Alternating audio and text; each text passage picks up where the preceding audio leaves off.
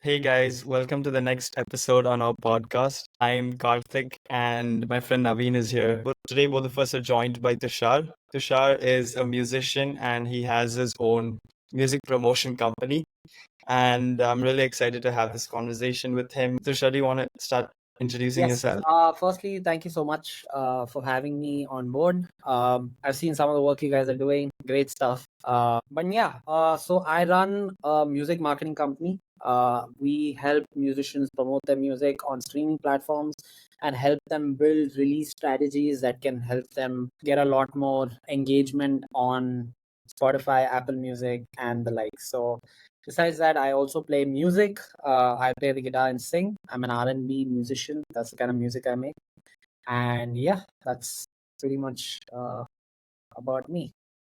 Do you want to just tell us about your background and a little bit about what inspired you to start this company? So, Grease Release was started about 4 years back. We're primarily a music marketing company. So, how that works is artists get in touch with us for help on their streaming numbers to boost their streaming numbers. And the reason they want to do that is because the more listeners and streams you have, the easier it is for you to get gigs and for get a lot of listens on your music, which increases royalties and a bunch of other things. So it basically helps you in your music career, which is why someone would come to us and want a lot of listeners and streams and help with marketing and promotion and stuff like that. So Grease really started 4 years back. Before that, I was an engineer, the standard Indian route to go. I did my chemical engineering and did not enjoy it. So I moved to Bangalore sometime in 2018. I tried doing music full time as a career, and I was looking for ways to promote my music and see how the whole thing works. And I figured there wasn't someone really doing a good job at it. So I thought I'd start something on my own. And when I did do that, I saw a lot of increase in numbers for my own music. So once I figured out a couple of techniques and all of that, I plan to start Breeze Release in, I think, late 2019, 2020. So that's how the whole thing happened. Yeah, Okay. awesome. Yeah. And how did this whole passion for music start?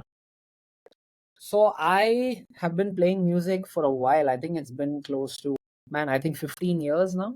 I've been playing Wow. the Okay. guitar and singing. Yeah, it's been a while. Yeah. So I really enjoy making music. I had a band called Rock Paper Scissors. We were a blues rock band. I moved with those guys to Bangalore. We did a bunch of shows. We did all of that. I really enjoyed the process of music and everything associated with this. My parents also sing. They're not professional singers, but they're very good. So I think just got it from the family. My grandparents sing, so a lot of my family sings. So I guess I had to, in some way or another, get into music, and thankfully I sing as well. And I just picked up guitar on this. Yeah, yeah. I think I went to your website for sure, and I saw like a few of the things that you've already done, like the Yeah, songs and stuff. I think it was really good. Yeah, thanks, man. Thank you. Mhm. yeah, yeah. I have a question for you. Yeah. I guess so from okay, so what was the initial vision for Greasleys, and how has it evolved since its inception? Because I know you've already, I think you've been doing this for some time. So, and you Yes. already mentioned that you learned some techniques and stuff and all of that. So how did that change? Yes. So it started off as we were just working. So it started about 4 years back. So initially it was just we were trying to grow a couple of Spotify playlists. That's what we were doing initially. We grew those playlists. We figured out a way to grow those playlists, and because we had a decent amount of growth on those playlists, artists would get in touch with us, so their music could be on our playlist. So that way, they can also get a lot of listeners and streams and all that. So we'd figured out advertising. We figured out a bunch of things which could help artists get a bunch of traction on the music. So initially, it was just like one playlist, and now over the last 4 years, we've expanded.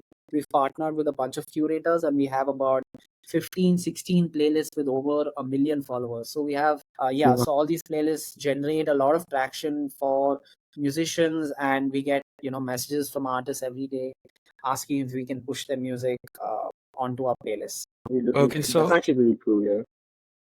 so the idea behind this was to basically help musicians, independent musicians, promote their music, right? So I just wanted to ask, like, what do you think are some of the biggest challenges you think independent musicians face? I guess, yes, that's how it initially started, the company, because I was trying to figure out a way to promote my music.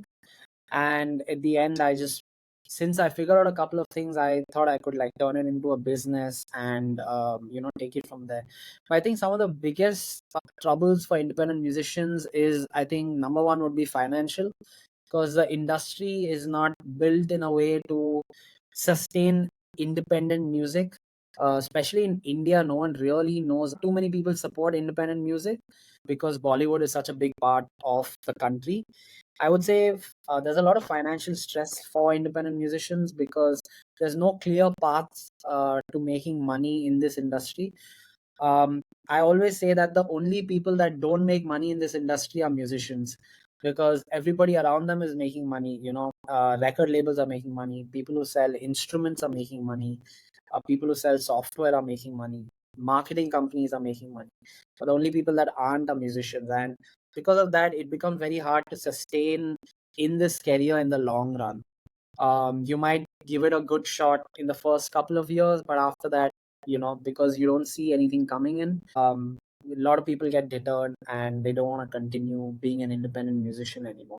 So I think that is one of the biggest struggles, in my opinion. Like, as a profession, as like making independent music, where in India, where you're singing in English, is extremely difficult.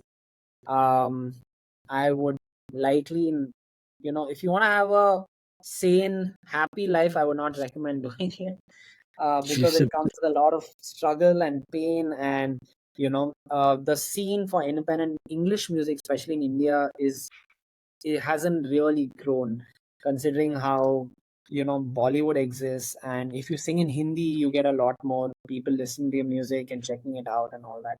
So personally, as a professional musician, it's been tough, which is why I kind of, sidetracked and started doing the marketing stuff, because I saw more of a future there. So as a musician, I would say it is very difficult to pursue this, actually grow in this career, because, there are no steps to it. You could either get lucky or you could not. So luck plays a big factor in the whole thing. So if you're okay with luck playing such a big factor, I would say go for it. But other than that, I would say it is a tough profession to be in. Regarding marketing, I think a lot of these musicians need help in figuring out what to do next, because a lot of them are good at making music, but beyond that, they have no idea.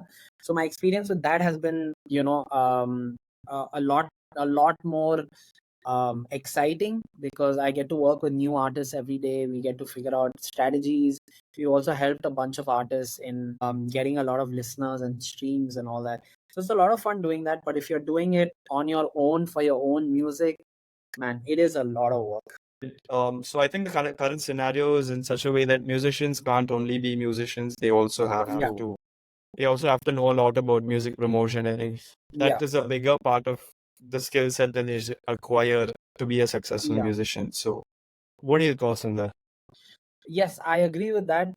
You can't look at music as just making music. I think it's more about trying to understand it as a business, because at the end of the day, you are in the business of music, and your songs are your product. So you have to figure out a way to sell your product. Although it's it's a weird, the problem is most musicians consider themselves as artistic and creative, so they don't want to get into the nitty-gritties of like promotion. Not too many people enjoy that entire process, but in my opinion, it is very important.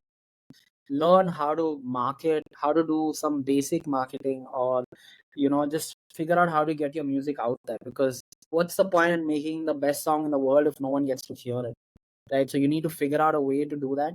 Also, to sustain yourself in the long run as an independent musician, I would definitely recommend if people can figure out an alternative, consistent stream of income, because that's the only way you would do this long enough to actually see some sort of result and traction. Because music is not like, content that people put out. People say that you got to put out 2 reels a week. You can't do that with music. Music takes a lot more work than that. There's writing, production, arrangement, mixing, mastering. There's a lot that goes into the whole thing. So the only way you will see any progress is in a couple of years, unless you get lucky and your song is used as like one of the TikTok songs or whatever. But for most musicians, it takes a while to see some sort of growth. So to stay in the game, I would recommend doing something on the side, maybe teaching or some other side gig or something that pays money, so that you can continue to do this in the long run. Okay. So my next question is, since you have this promotion company, right? So Yeah. what trends have you been, or what trends do you see for the music industry in terms of promotion and marketing? That's a very good question. So I've seen trends in terms of music as well. So the thing about this is so whatever genre is doing well, we already see it, before it actually comes out to the general public. We see it kind of doing well even before that. So right now, I think country is really doing well. So we've been, Beyonce released like a whole country album. Everyone's listening to country music now. So before all of this happened, a few months before, we started getting an influx of country submissions. So I was like, yo, what's going on? Like, why are there so many, country submission and stuff?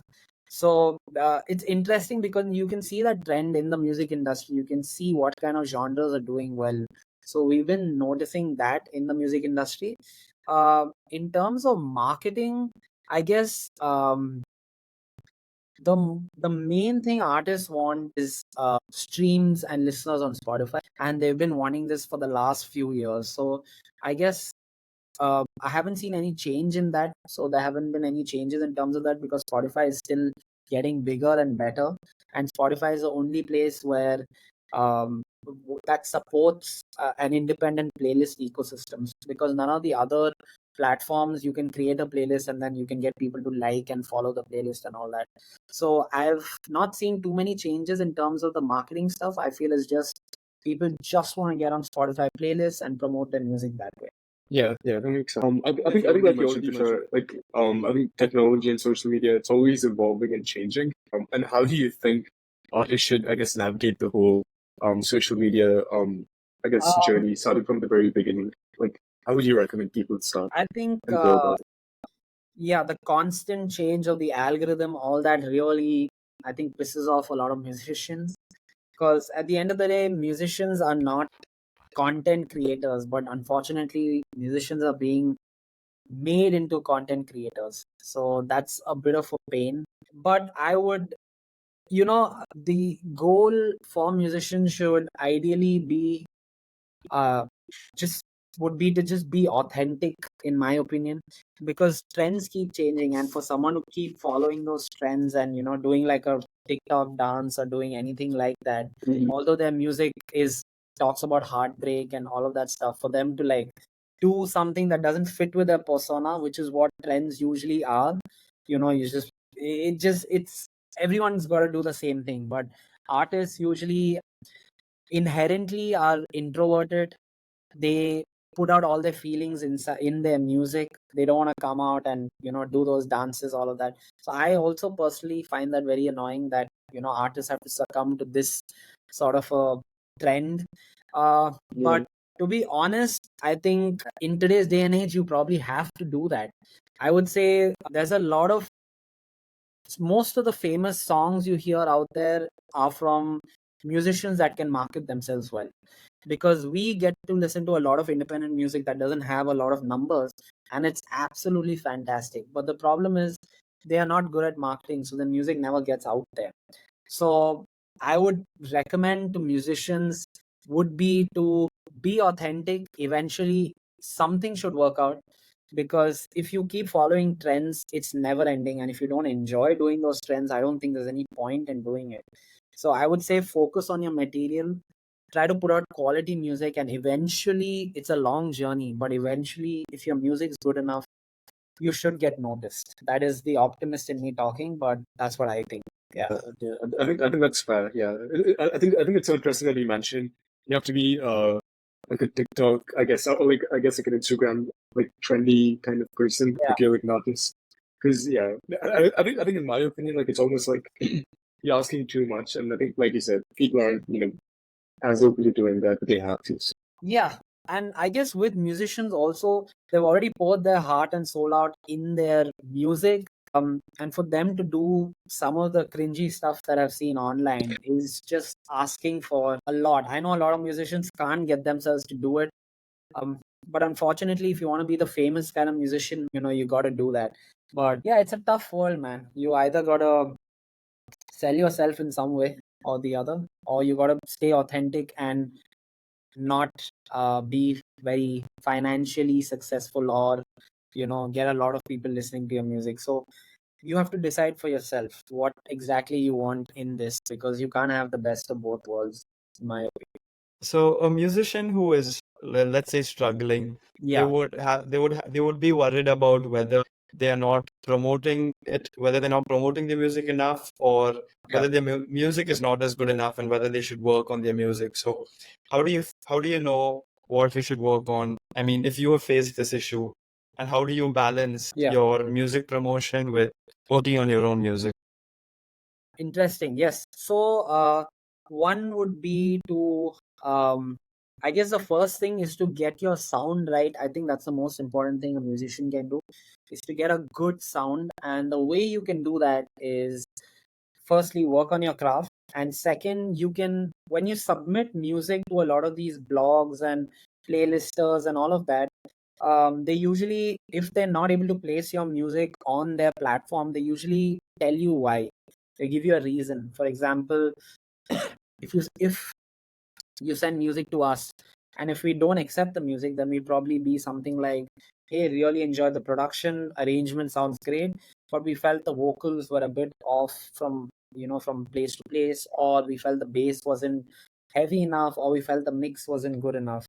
So the idea would be to send it to a lot of people like this, like a lot of playlisters, a lot of bloggers, a lot of these people, and get feedback on your music. So that way you'll have an idea, you can collate all the feedback, and you can see if there are any commonalities, and hopefully you find a place, maybe an area where you could work a little bit more on your music. I think that's one way to go about it. The other way would be to give it to your friends. But the problem with that is, either they'll be very nice about it, or they won't have how to say it in technical terms. That can be a problem. They might just be like, music's good, but it's not catchy enough. Now, what do you do with that?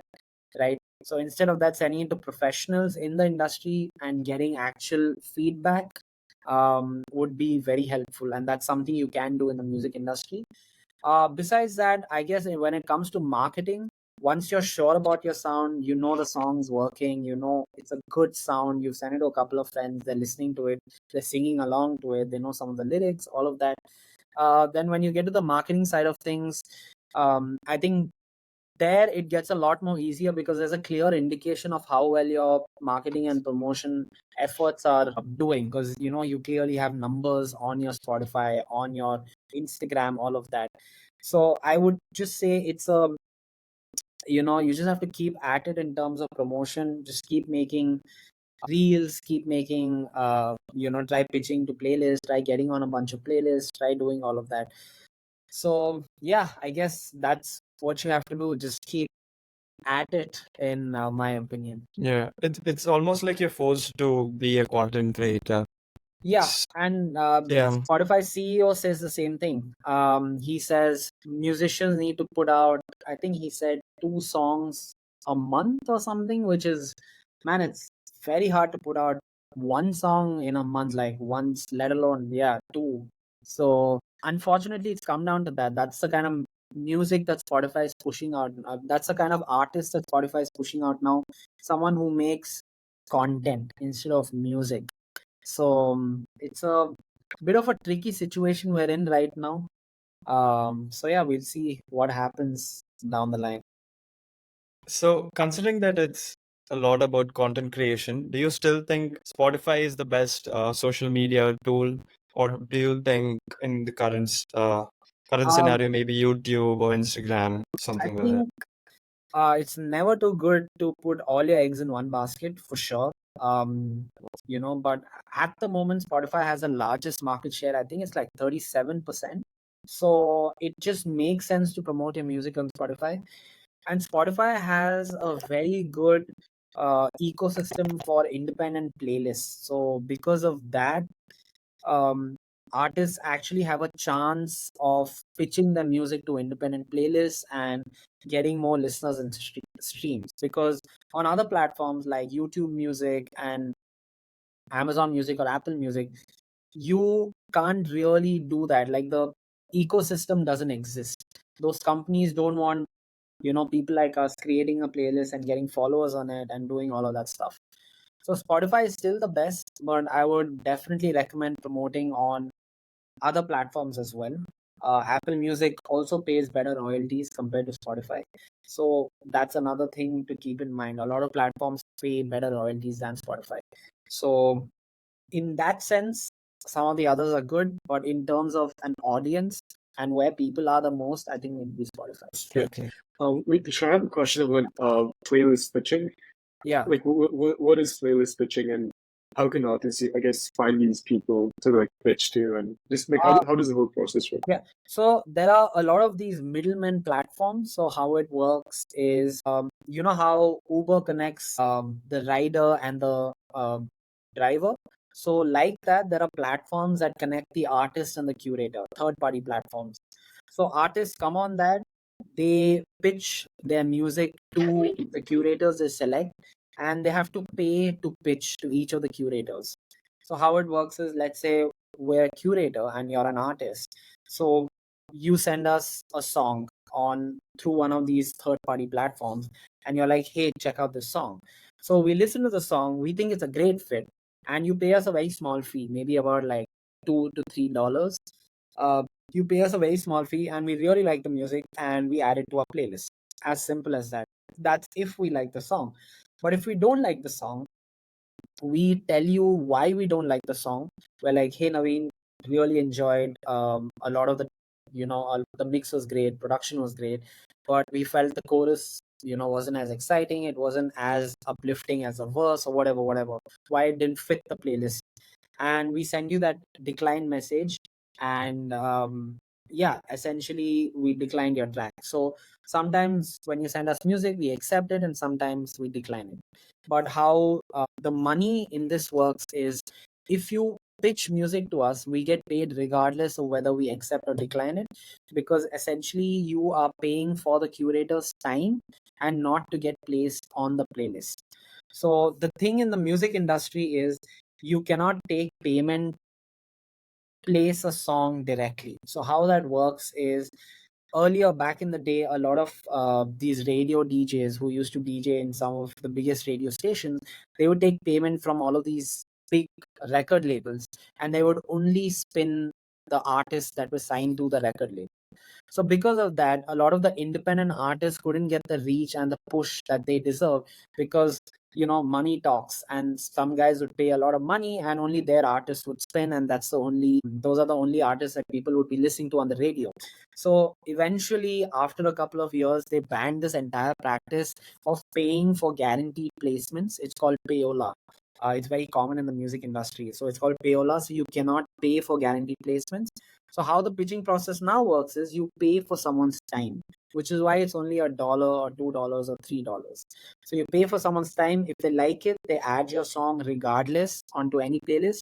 If they don't like it, they have to tell you why they don't like it, and then they can decline it, and then they get paid regardless. Okay, that makes sense. Yeah, yeah, yeah. It's really interesting. Like you said, again, money talks. It's almost like it talks everywhere. In all Yeah, industries and fields. So yeah, it yeah. does. What do you see as the future for Grease Release? Where do you see it? Where do you see the company going? So right now, what we're doing is, like how I was explaining, the third-party platforms where you connect both artists and curators. We've somehow done that in some way. We've partnered up with curators. We're helping them. Besides working with artists and promoting their music, we're also working with curators who promote their playlists. And because we figure out both sides, we figure out how to like push music for artists, and we've also figured out how to grow playlists for curators. So we're figuring out, we figured out how to run ads. We're doing all of those things. So right now we've partnered up with a few curators who are all on the website, and our goal is to eventually start a platform where we can partner with a bunch of curators, hopefully 50 to 100 curators, and then we can get artists on board and be the middleman, like how some of the big platforms work. So the future is, talking to a lot more curators, bringing them on board onto our platform, and being one of the middlemen, and hopefully facilitating the entire conversation between artists and curators. Okay. Yeah.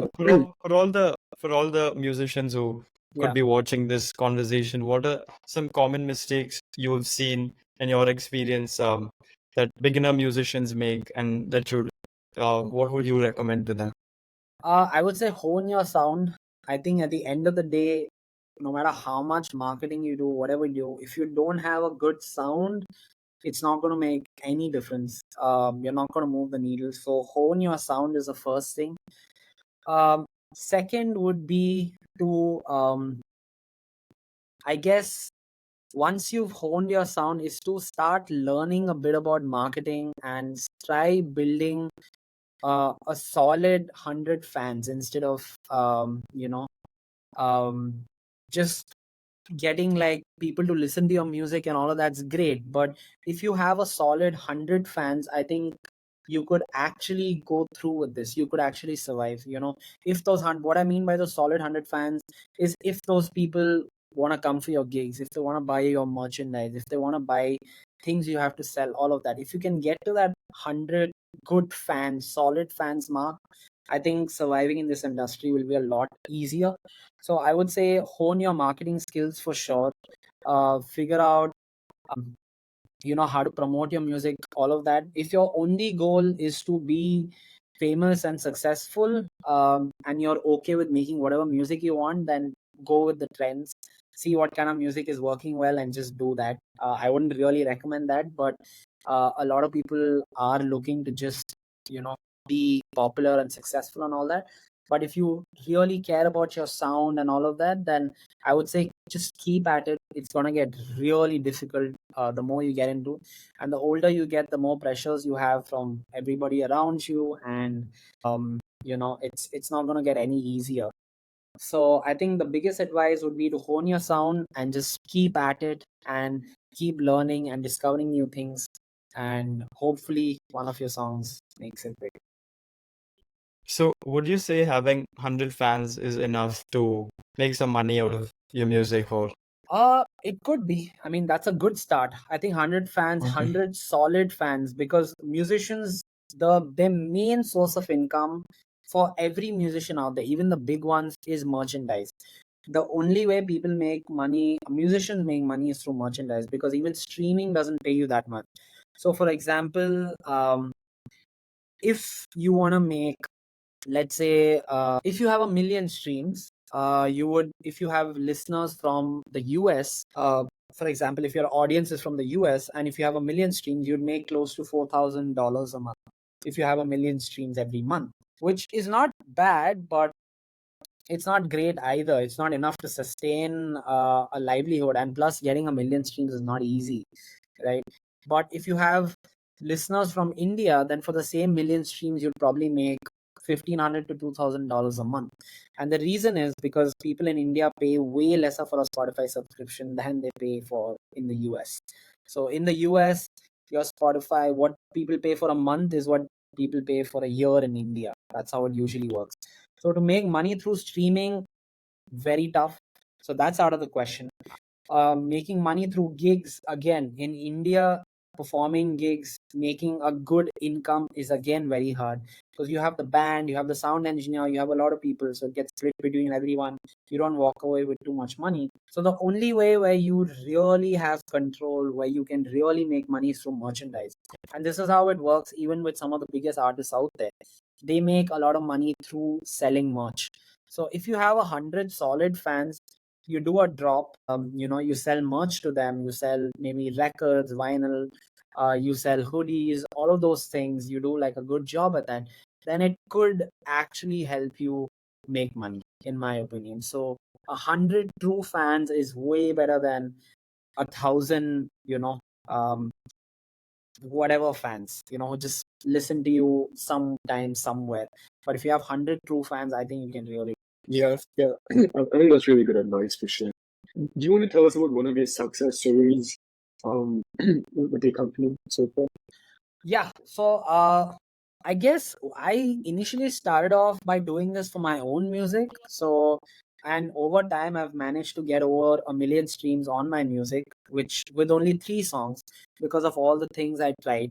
So, this is mainly the story I pitch to other artists, because if I've done it for myself, then I could, probably do it for you. That's how I usually pitch it to them. Besides that, we work with a bunch of independent musicians. We mainly work with artists in the US and parts of Europe. So um,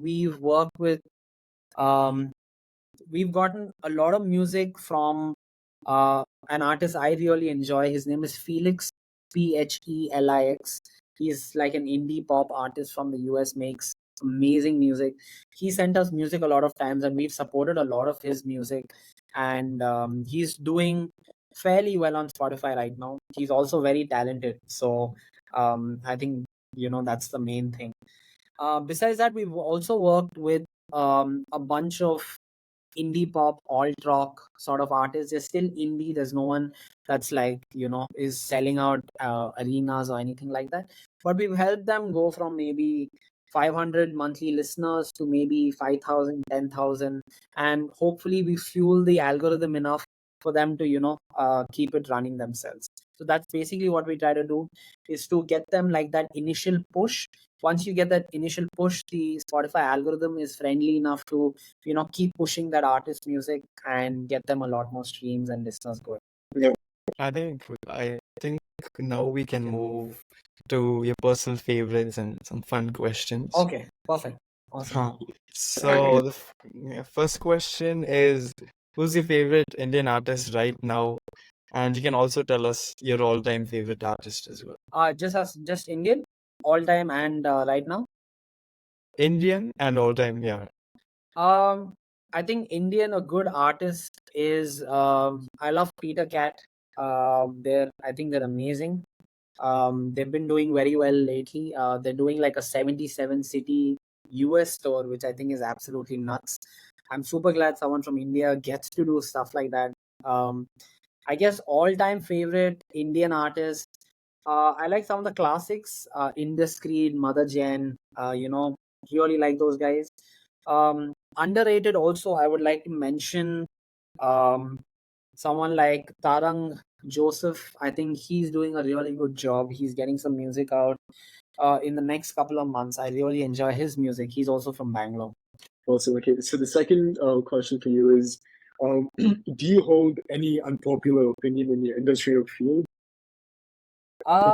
Unpopular opinion. I do actually hold a lot of unpopular opinions. I think one of the um I think, I'm not gonna deter anyone, but making a career in the music industry for independent artists is probably extremely difficult. I'm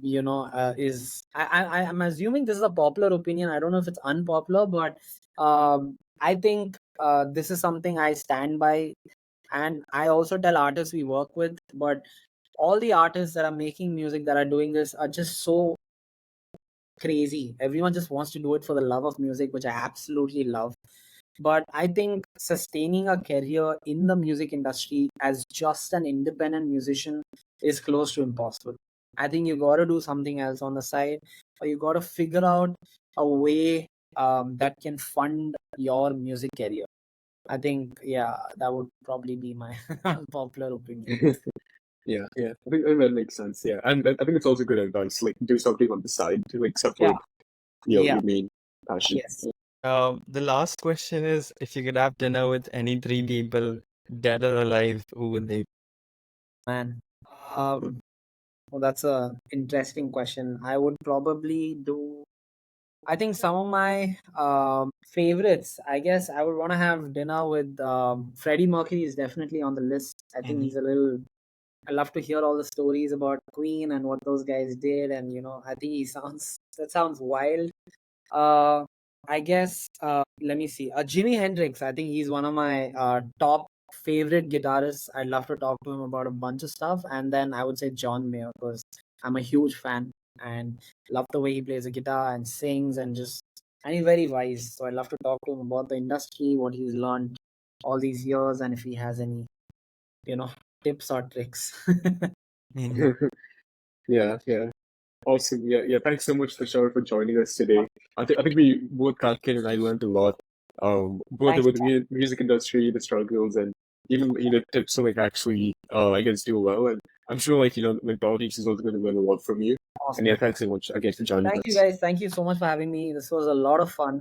And yeah, best of luck with your podcast. Hope it does really well. And yeah, good luck to you guys.